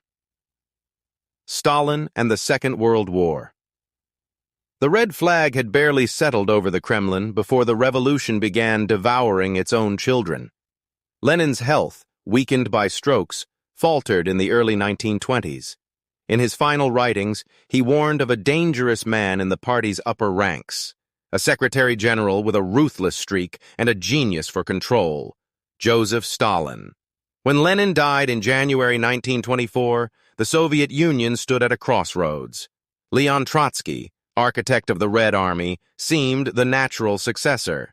But Stalin, master of the party machine, moved in silence and shadows. He forged alliances, spread whispers, and positioned himself as the guardian of Lenin's legacy. Within years, Trotsky was stripped of power, exiled, and ultimately murdered in Mexico with an ice axe, a chilling symbol of Stalin's long reach. Stalin's vision for the USSR was not merely survival but transformation on an industrial scale. In 1928, he launched the first five-year plan, a titanic effort to drag the Soviet Union from peasant backwardness into modern power. Steelworks rose where fields had been. Dams tamed rivers. Whole cities appeared in months. The cost was staggering. Peasants were forced into collective farms, grain seized for export, resistance crushed with terror. The Holodomor in Ukraine, a man-made famine, claimed millions. The 1930s were a paradox of construction and destruction. While factories roared, the Great Purge swept through the country like a scythe. Party officials, generals, intellectuals, and ordinary citizens alike vanished into prisons, labor camps, or firing squads. Fear became as much a part of Soviet life as bread. Then, in 1939, Stalin shocked the world. The USSR signed the Molotov-Ribbentrop Pact with Nazi Germany, a non-aggression treaty with a secret clause dividing Eastern Europe into spheres of influence. Poland was carved in two, the Baltic states absorbed, and the Red Army pushed into eastern Finland in the bitter Winter War. Stalin believed he had bought time. He was wrong.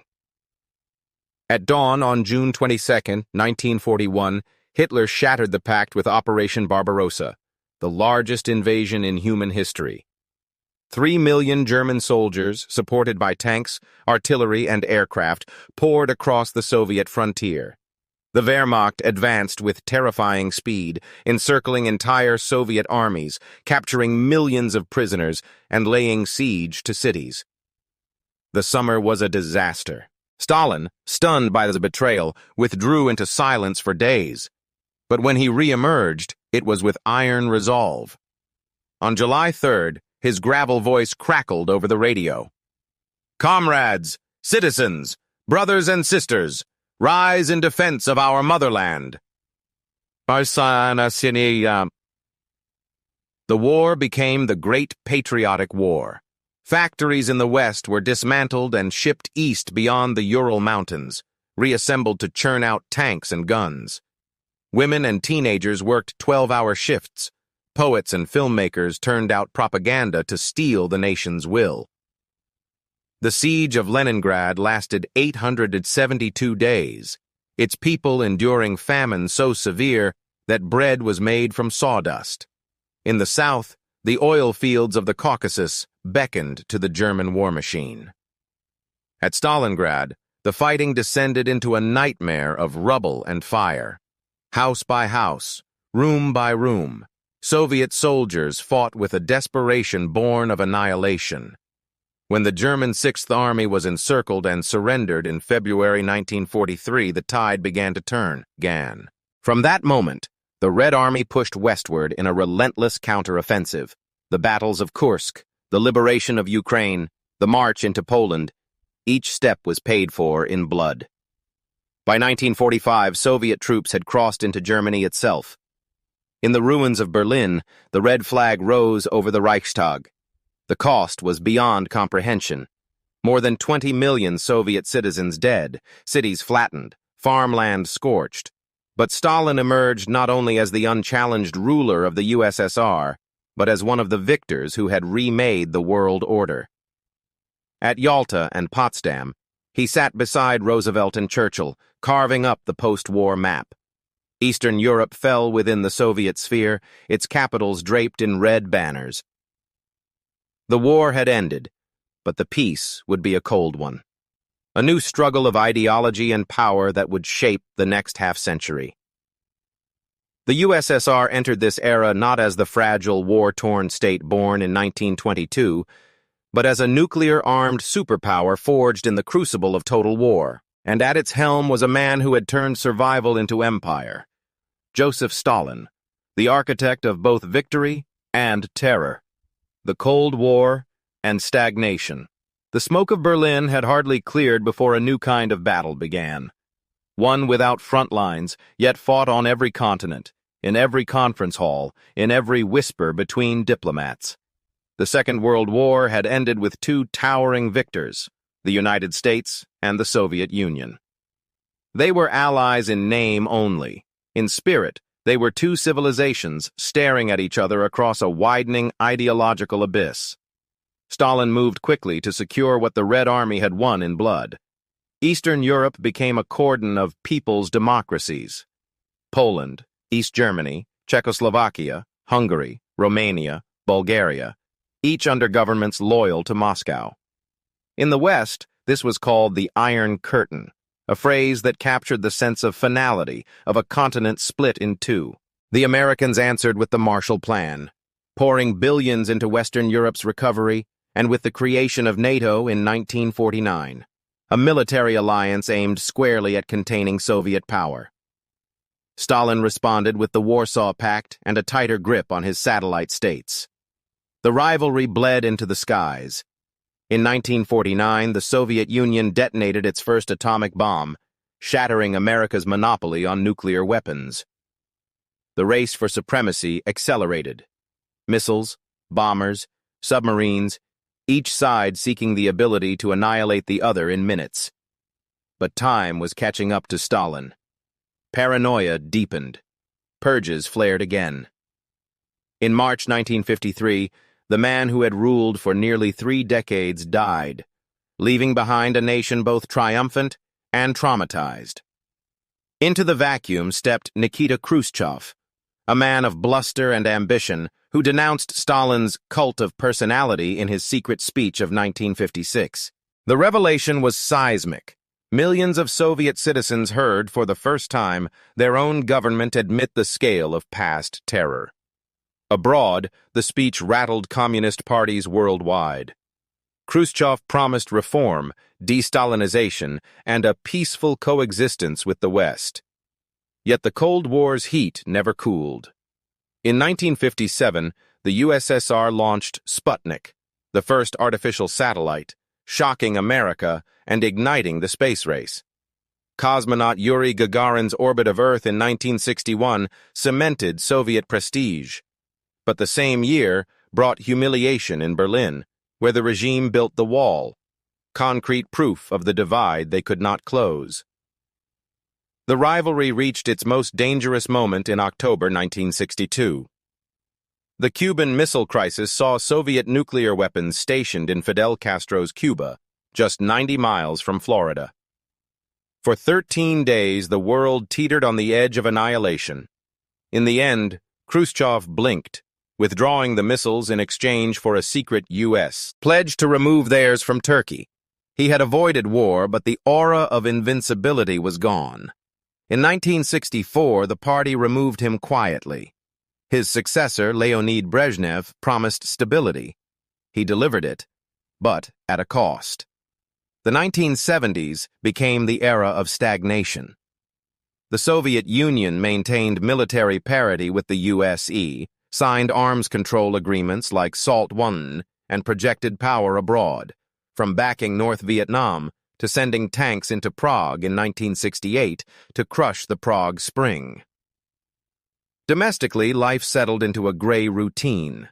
The state guaranteed employment, housing, and education, but innovation slowed. Corruption seeped into every level of the bureaucracy. Supermarkets had shelves, but not enough to fill them. In the factories, workers met quotas on paper while machines broke down in reality. The economy lurched forward on the inertia of past industrial gains. Yet in appearance, the Soviet Union remained formidable. Its athletes dominated the Olympics, its ballet captivated the West, its rockets still touched the stars. But beneath the surface, cracks widened. In agriculture, in technology, in public faith. By the time Brezhnev died in 1982, the USSR was a superpower exhausted by its own weight. Two brief and failing successions, Yuri Andropov and Konstantin Chernenko, underscored the need for new energy. That energy would come, unexpectedly, from a younger man with a vision of reform. The Cold War, now 4 decades old, was far from over. But in the next chapter, the Soviet Union would attempt something it had never dared before, to change itself from within, and to do so before the world's eyes. Gorbachev and the dissolution of the Soviet Union. By 1985, the Soviet Union felt like a vast, aging ship, still immense, still armed, but creaking under the weight of its own machinery. The Cold War had drained treasure and willpower. The war in Afghanistan bled soldiers and morale, and the command economy churned out more stagnation than progress. Into this atmosphere stepped Mikhail Gorbachev, the youngest leader in decades, with a disarming smile, quick mind, and a conviction that the system could be saved, if it dared to change. He spoke not in the wooden cadences of party orthodoxy, but with an openness that startled even his own comrades. His twin banners were perestroika, restructuring, and glasnost, openness. Perestroika meant loosening the state's grip on the economy, allowing limited market reforms and private enterprise. Glasnost meant lifting the iron lid on public debate, permitting criticism of the government, and unearthing truths long buried beneath propaganda. At first, the changes brought a heady rush of freedom. Newspapers printed stories on Stalin's purges. Citizens discussed politics without whispering. Cultural life exploded. Films once banned were screened. Literature once censored returned to print. But openness also unleashed forces the Kremlin could not control. Ethnic tensions, suppressed for decades, began to flare in the Caucasus, the Baltics, and Central Asia. Abroad, Gorbachev sought to end the Cold War's most dangerous confrontations. He met Ronald Reagan in a series of summits, culminating in the INF Treaty of 1987, eliminating an entire class of nuclear missiles. He withdrew Soviet forces from Afghanistan, signaling the end of a costly and unpopular war. And in 1989, when Eastern Europe erupted in peaceful revolutions, he refused to send tanks. One by one, the Warsaw Pact states slipped away. Poland, East Germany, Czechoslovakia, Hungary, Bulgaria, Romania. The Berlin Wall fell, and with it the post-war order that had defined the 20th century. But while the world hailed him as a peacemaker, at home Gorbachev faced an unraveling. Economic reforms faltered, shortages worsened. The old system resisted change, yet the new one was too incomplete to replace it. Strikes and protests spread. Nationalist movements demanded independence. The breaking point came in August 1991, when hardline communists attempted a coup. Tanks rolled into Moscow. Gorbachev was placed under house arrest in Crimea. But the coup collapsed in just 3 days, thanks in part to the defiance of Boris Yeltsin, the newly elected president of the Russian Republic, who stood atop a tank outside the Russian parliament and rallied crowds. The coup's failure shattered what remained of Soviet authority. Republic after republic declared independence: Ukraine, Belarus, Kazakhstan, and others. By December, only the formality remained. On December 25, 1991, Gorbachev resigned as president of a state that no longer existed. That night, the red flag with hammer and sickle was lowered from the Kremlin for the last time, replaced by the tricolor of Russia. The Soviet Union, which had risen from the ruins of empire and the fires of revolution, was gone. The arc of 1,000 years. From the cold forests of medieval Rus to the launch pads of the space age, the story of Russia and the Soviet Union is a saga of extremes, of power amassed and power lost, of vision and brutality, of unity imposed and unity dissolved. It began in the age of princes and fortresses, when Ivan III ended Mongol domination without a battle, laying the first stones of a centralized Russian state. His heirs expanded that realm, from Vasily III's cautious consolidations to Ivan IV's terrible brilliance, when ambition and paranoia gave birth to the Oprichnina and bloodied the land. The time of troubles tested the nation's endurance, and the rise of the Romanovs brought both stability and grandeur. From Michael's tentative restoration to Alexei's quiet governance, from Sophia's regency to the thunderous transformation of Peter the Great, Russia turned its gaze toward Europe without turning its back on its vast Asian heart. The 18th century was an age of imperial drama. Elizabeth's glittering court, Catherine the Great's conquests and reforms, Paul's erratic rule, and Alexander III's defiance of Napoleon carried Russia into the center of European politics. The 19th century brought both glory and strain. Nicholas I's autocracy, Alexander VI's emancipation of the serfs, and his assassination, Alexander III's iron peace, and Nicholas II's faltering steps into modernity all pointed to the same dilemma. A nation too vast to change easily, yet too restless to remain still.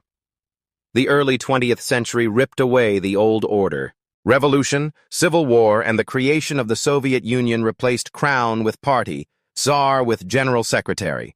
Lenin's vision hardened into Stalin's steel, carrying the USSR through terror and triumph, through industrialization and the crucible of the Second World War. The post-war decades saw the Soviet Union as a superpower, locked in a global duel with the United States. The Cold War was waged in space and shadow, in proxy wars and propaganda, in the race for missiles and mines. Yet the same system that had once propelled rockets to the stars began to ossify, smothering the innovation it so desperately needed. Gorbachev's rise offered a final chance at renewal. But glasnost and perestroika, meant to save the Union, instead exposed its fragility. When the red flag came down in 1991, it marked not just the end of a state, but the close of a chapter written over 7 decades and rooted in centuries before. What remains is a legacy vast and contradictory. The Soviet Union reshaped the 20th century, influencing the arts, sciences, politics, and the balance of global power. It proved that a nation born from revolution could rival the greatest empires, and also that no empire, however mighty, is immune to the slow erosion of time and change. In the sweep of history, Russia's story did not end in 1991. It is still being written. In the Kremlin's halls, in the streets of Moscow, in the far reaches of Siberia, and in the memories of those who lived under both the double-headed eagle and the hammer and sickle. The map has changed, the flags have changed, but the deep currents, ambition, resilience, the will to endure, flow on, as they have for 1,000 years. And perhaps in that unbroken current lies the truest through line of all.